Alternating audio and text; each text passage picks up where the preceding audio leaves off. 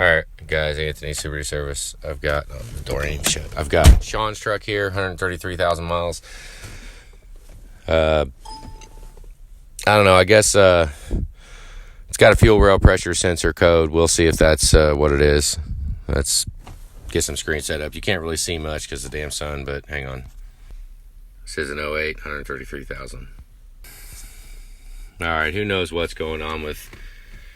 We've got all kinds of codes. VIN mismatch, lost communication, invalid, freaking lost communication, P1000, and right there, 2289.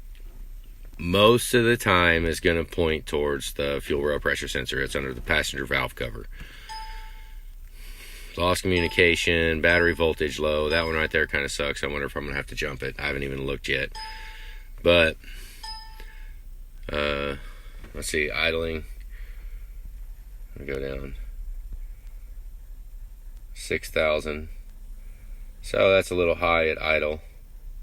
Fuel rail pressure right there. But that was at idle. Coolant was hot. So what I'm gonna do is go ahead and clear it. All these U codes right here.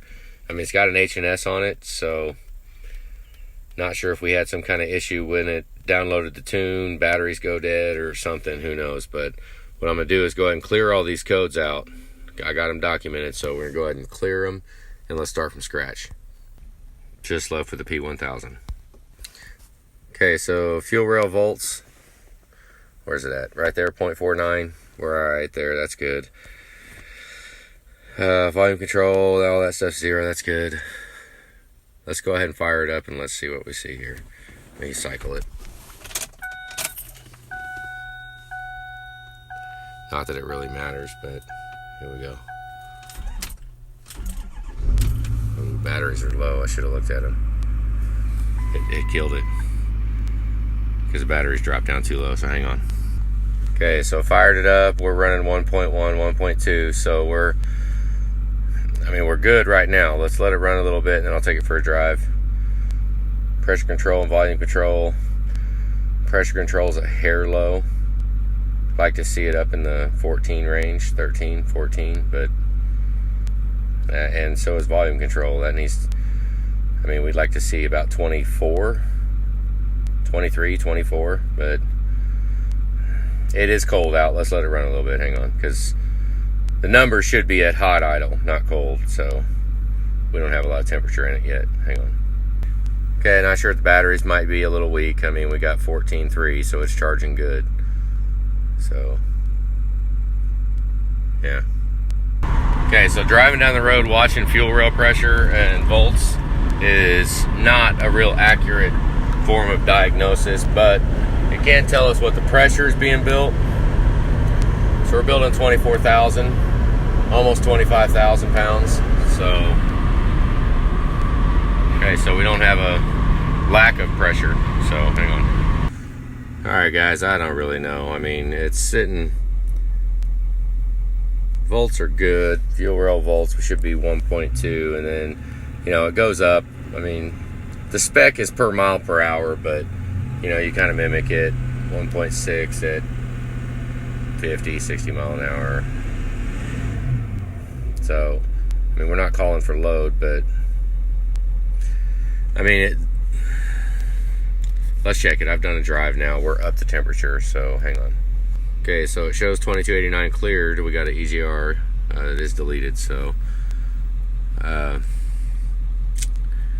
if you want, we can go ahead and put a fuel rail pressure sensor in it.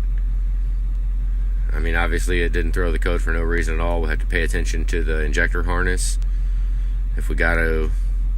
If there's anything crazy with that, because it goes right along a fuel rail, and there's a little piece of insulation on the fuel rail pressure sensor wire, the pigtail for it.